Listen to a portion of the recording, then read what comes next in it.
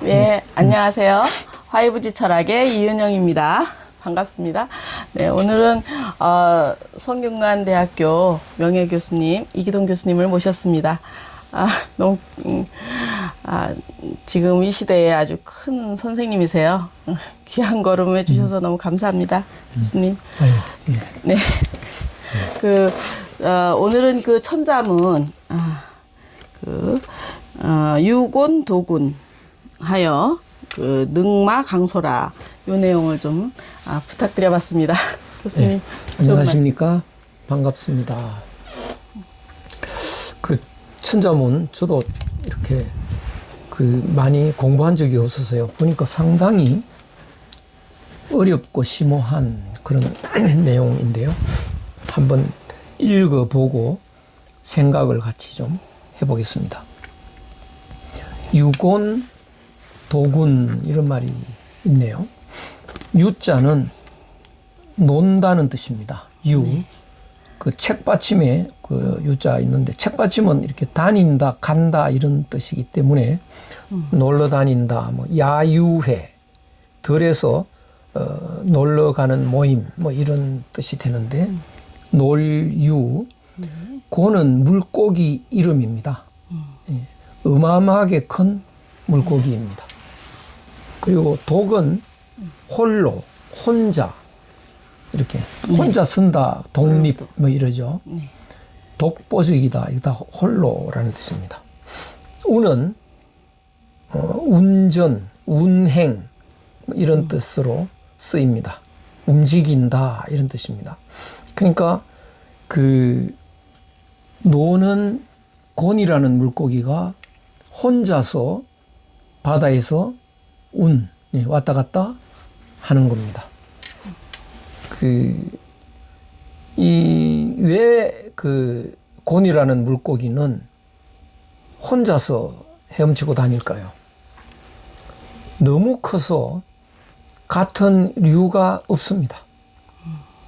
물고기들은 작을수록 많은 숫자가 떼를 지어 다니는데요. 어마어마하게 크기 때문에 그 크기를 알 수 없을 정도로 장자에 나오는 그 이야기입니다만 너무나 크니까 짝이 없습니다. 그래서 혼자 이렇게 헤엄치고 바다를 다니는데요. 상상의 물고기라고 합니다. 이것은 무엇을 말하고자 하느냐 하면요. 사람 중에 큰 사람과 작은 사람이 있습니다. 작은 사람은 눈앞의 일만 생각합니다. 큰 사람은 멀리 보고 깊은 생각을 하는 그 차이입니다. 그래서 고는 큰 사람의 비유를 한 것입니다. 작은 사람은요, 작은 생각을 하고 눈앞의 일만 생각을 하는데요. 이제 끼리끼리 모여서 경쟁하고 또 승진하고 또 돈을 벌고 이런 세속적인 일에 모든 신경을 씁니다. 그래서 열심히 이렇게 살아가는데요. 큰 사람은 그 다음을 또 생각해 보는 거죠. 내가 이번에 승진하면 그 다음엔 어떻게 될까? 또 승진하겠죠. 그 다음은 이제 정년퇴직을 하겠죠. 그 다음 어떻게 될까요? 또 정년을 맞이한 뒤에 왔다 갔다 좀 놀기도 하고 여행도 다니고 하겠죠. 그 다음은 또 어떻게 하나요? 종착역은 어디입니까? 예. 바다죠, 바다. 죽음의 바다. 그러니까 사람이 산다는 것은요, 목적지가 정해져 있습니다. 죽음이라는 그 목적지를 향해서 쉬지 않고 달려갑니다. 그런데 그 목적지는 생각을 해보지 않고 당장 눈앞에서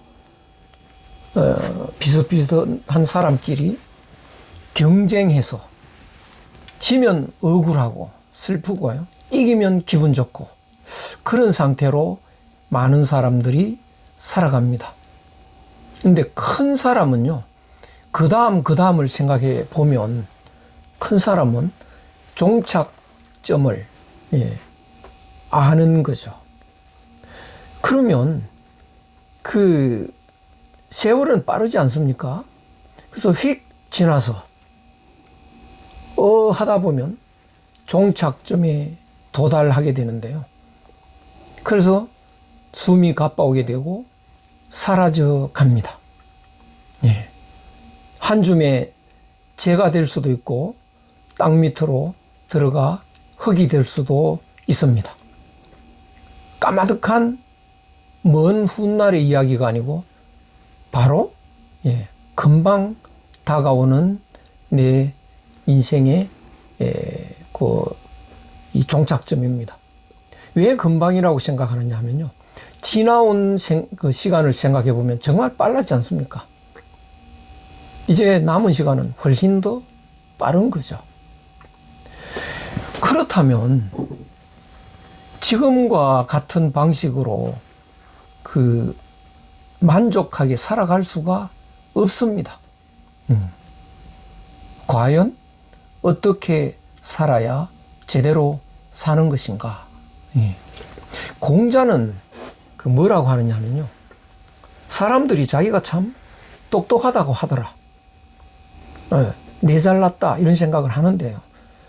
그런데 어디로 향해 달려가나요? 죽음의 함정으로 달려가는데 그 길에서 피할 줄을 모르더라. 그것이 어떻게 정말 똑똑한 사람이라고 할 수 있겠느냐. 경덕 전등록이라는 그 불교 책인데요. 거기에서는 이런 말이 있습니다. 2마리의 진흙으로 만든 소가 다투면서 바다로 들어가고 있다. 바다로 들어가면 진흙으로 만든 소는 녹아서 사라집니다. 그런데 그건 생각도 않고 이기는 데만 열을 올리고 있는 거죠. 조만간 바다로 들어가면 이긴들 어떻고 진들 어떠냐 아무 의미 없는 것인데도요. 그건 생각하지도 않고 당장에 경쟁에서 이기는 데만 이제 신경을 쓰고 지지 않기 위해서 모든 노력을 하고 있습니다. 그런데 그것을 큰 사람은 그것을 아는 거죠. 허망한 삶을 산다는 걸 아는 거죠. 바로 곤과 같은 존재입니다. 그럼 곤은 그런 생각을 하는 큰 사람은 흔치 않기 때문에요. 그래서 혼자 왔다 갔다 하는 곤의 비유를 했습니다. 그러면 곤은 어떻게 살까? 곤은요. 다른 물고기처럼 바다에서 헤엄치는 거기에 만족을 못합니다. 큰 사람은 일반적인 사람들하고 같이 어울려 살아가는 데는 만족을 못합니다. 그럼 어떻게 해야 될까요? 그러면 자기가 가는 길이 종착역이 그 죽음의 바다로 간다면 다른 길로 가야죠. 다른 길로. 그래서 이 곤은 다른 길을 생각합니다. 그래서 곤은 북쪽 바다에 살고 있었는데요. 남쪽 바다로 가려고 합니다. 남쪽 바다는 종착역이 다릅니다. 요새 이런 이야기 하지 않습니까? 영생을 얻어라, 기독교의 이야기인데요. 바로 영생의 길이 있다는 것을 아는 거죠. 큰 사람은요. 그래서 영생의 길은 우리가 가고 있는 이런 길이 아니고 반대의 길로 방향을 돌리는 겁니다. 그래서 곤도 방향을 돌리려고 하니까 너무 크니까 방향을 돌릴 수가 없습니다. 긁어작거리는 게 많았어요. 그러면 어떻게 되느냐? 걸림돌이 없는 하늘로 솟아 올라가야 됩니다. 그래서 하늘로 올라가려면 날개가 있어야죠. 그래서 이 곤이 둔갑을 합니다. 새로. 그래서 어느 날 새로 둔갑을 해서 이름을 붕이라고 합니다. 붕새. 그런데 이 붕새는 어마어마하게 컸어요. 날개짓을 하기가 어렵습니다. 날개를 펴면 뭐 산에 걸리고 이러니까요. 그래서 그 구만리 상공을 솟아오릅니다. 구만리 상공에 올라가야 날개를 칠 수가 있습니다. 그래서 이 곤은 그 바다에서 놀다가 이제 구만리 상공으로 올라갑니다. 그런데 그 메추리라든가 스르라미는요, 비웃는 겁니다. 쓸데없이 구만리 상공을 뭐하러 올라갈까? 여기서 펄짝 뛰었다가 뭐 한 2m 정도 올라가서 이렇게 날개 쳐서 또 저쪽 산으로, 저쪽 나무가지로 날아가면 되지.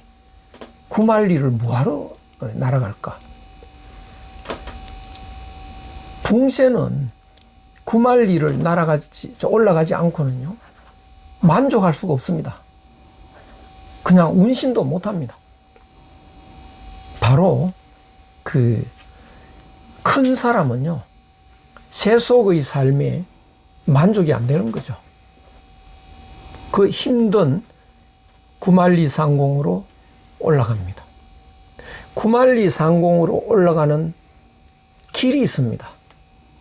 그 길을 안내하는 책이 있습니다. 바로 고전이라는 겁니다. 동양고전. 동양고전은 한자로 되어 있죠. 어렵습니다. 그 어려운 한자를 왜 공부를 하고 뭐 그런 걸 왜 하느냐.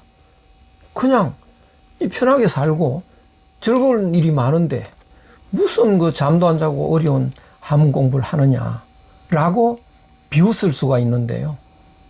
그것은 바로 메추리나 그 스르라미 같은 그런 그 종류의 곤충과 같다라고 하는 것을 의미하는 겁니다.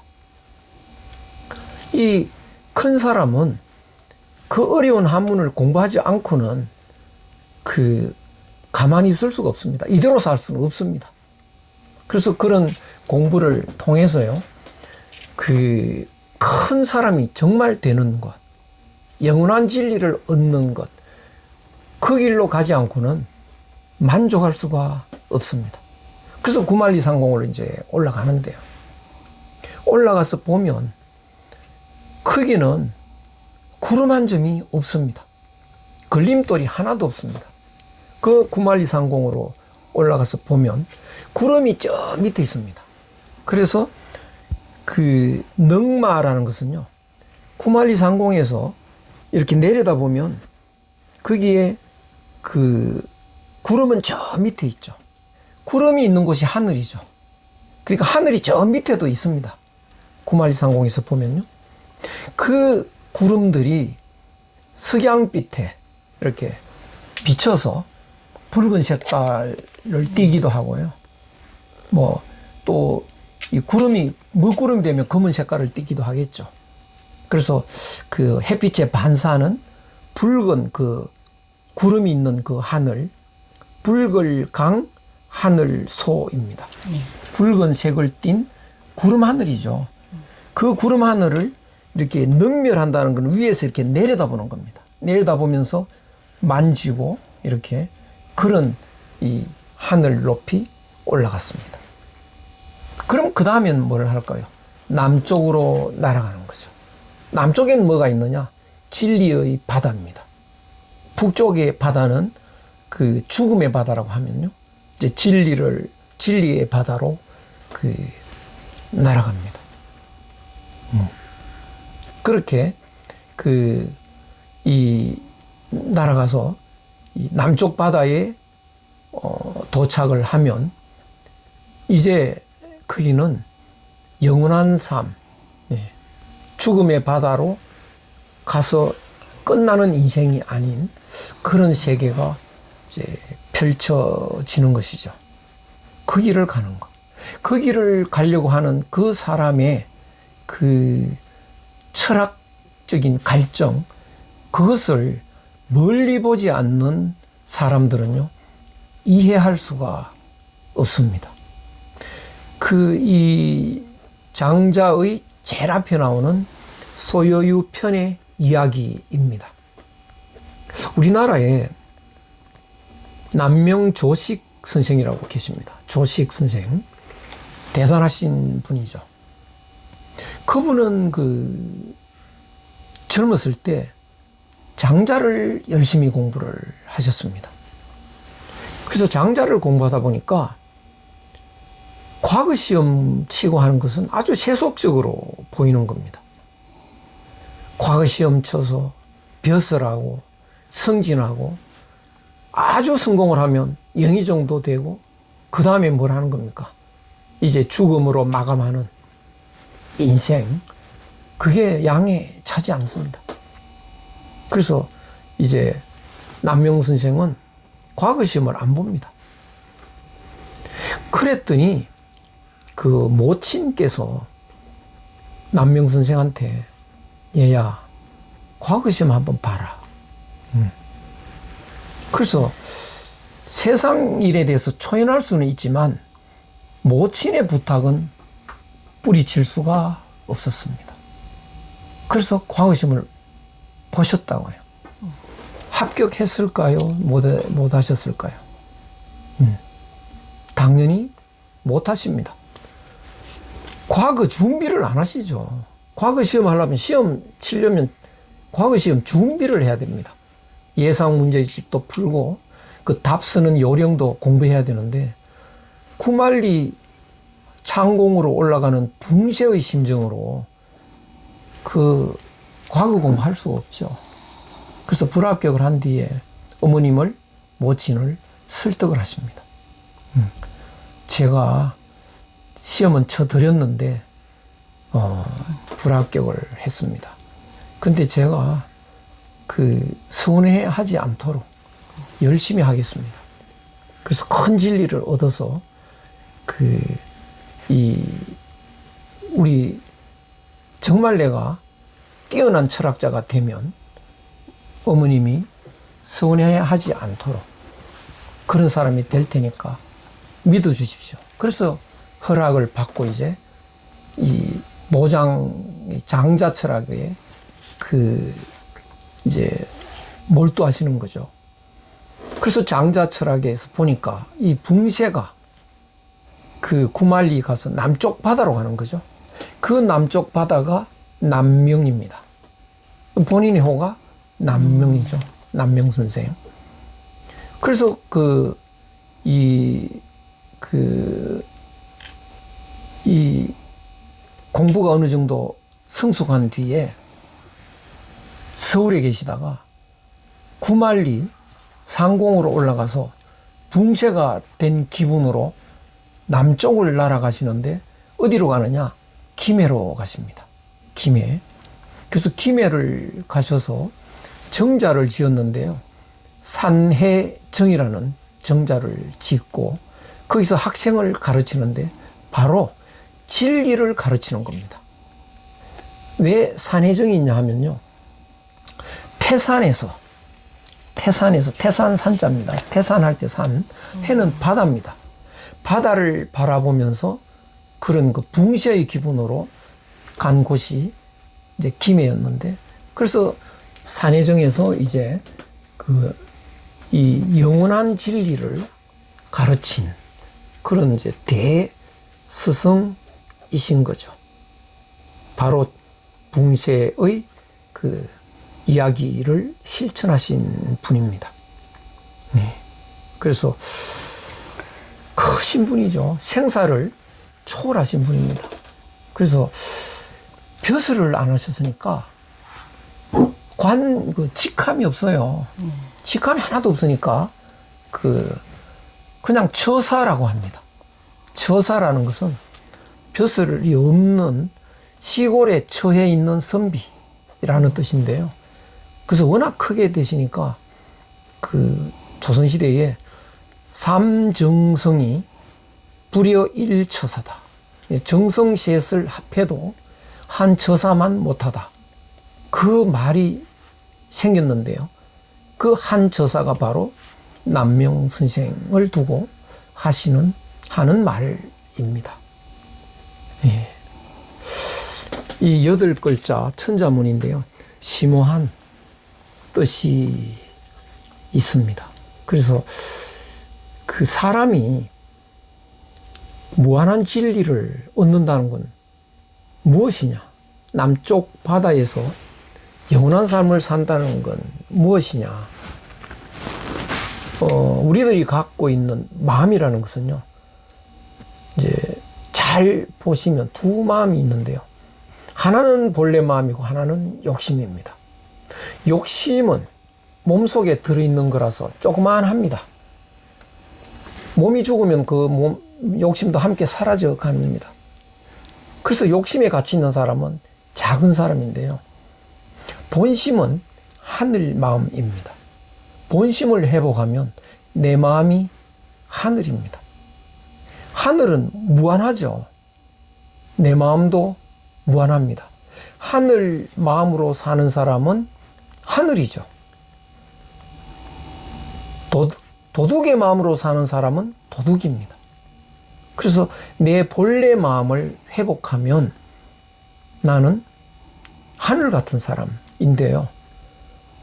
남 보기에는 자기가 욕심에 갇혀 있는 사람은 욕심의 눈으로 보면 자기 눈에는 그냥 조그만한 사람으로 밖에 보지 못합니다. 그러나 하늘 마음을 가진 사람이 보면 하늘인 줄을 압니다. 그래서 그 무한한 하늘 같은 사람으로 무한한 마음을 가지고 살아가는 이런 사람이 된다. 그것이 그 장자가 말해주는 그 영원한 사람, 무한히 큰 사람이 가고자 가는 길입니다. 목적지입니다. 이 8글자 심오한 뜻이 있습니다. 그 다음 8글자는요, 조금 또 색다른 뜻이 전혀 또 다른 건데 한번 간단히 읽고 넘어가겠습니다. 탐독 완시 이런 말인데요. 탐독 완시. 탐은 즐긴다, 탐닉한다 이런 뜻인데요. 독은 읽을 독. 탐독한다는 건 독서를 즐기고 독서를 이제 좋아하고 이런 건데요. 돈이 없습니다. 돈이 하나도 없는데 독서를 하고 싶다. 한나라 왕충의 이야기에서 나왔는 건데요. 그러니까 책은 살 수 없고 시장에 서점에 가서요. 책을 뒤적뒤적 하면서 대충대충 읽어보는 거죠. 서점에서 책을 빼서 1시간 앉아 있어도 나가라 소리 안 합니다. 그런데 돈이 많은 사람은 그걸 책을 사서 집에 갖다 놓죠. 그럼 내일 읽어도 되고 모레 읽어도 됩니다. 근데 그런 경우는요, 평생 안 읽는 수도 있습니다. 사실은. 집에 책이 많이 있는데요. 죽을 때까지 한 번도 못 읽는 책이 많이 있습니다.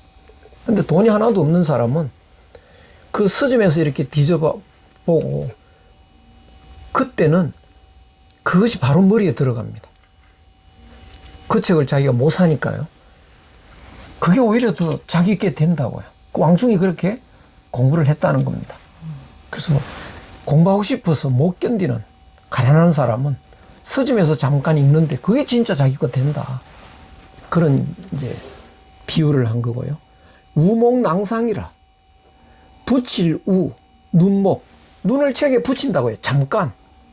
집에 갖다 놓는 게 아니고요. 서점에서. 잠깐 눈을 붙였는데 그것이 다 자기 것이 되어서 자기 속에 이제 들어와 저장이 된다. 라는 뜻인데 여기서는 주머니, 낭, 상자, 상입니다. 잠깐 눈 붙인 지식이 주머니와 상자에 저장하듯이 영원히 자기 것이 된다. 이 자기 몸도 사실은 주머니입니다. 아이가 들어있으면 주머니죠. 예, 아주머니 뭐 이렇게 되는데요. 주머니이고 상자입니다. 그래서 이 내 몸에, 내 머리에 저장하는 것은 그 가난한 사람이 그 스님에서 눈 붙인 거, 그것이 훨씬 더 효과적으로 저장이 된다. 그래서 시간이 많고 돈이 많은 사람은요, 집에 책은 많은데 거의 안 읽게 되죠. 좀 생각할 좀 있습니다. 이걸 보면. 그래서 왕충처럼 우리가 돈으로 책만 잔뜩 사기보다는 간절해서 읽고 싶은 마음이 간절한 것이 더욱더 중요하다라는 것을 깨우쳐주는 구절이라고 생각이 됩니다. 오늘 그 16글자 읽어봤습니다. 여러분 어떠셨습니까? 감사합니다. 여기서 마치겠습니다. 고맙습니다. 교수님 너무 감사합니다. 지금 너무 지금 감동적인데요. 장자 소유편도 아주 참 나름 참 감동적이었고요. 또 지금 말씀하신 공부는 가난할 때 더 절실하게 되는 것 같습니다. 절실해야지 되는 것 같고요. 그러니까 훌륭한 말씀이시죠? 예, 저도 많은 생각을 하게 된 그런 시간이었던 것 같습니다. 자,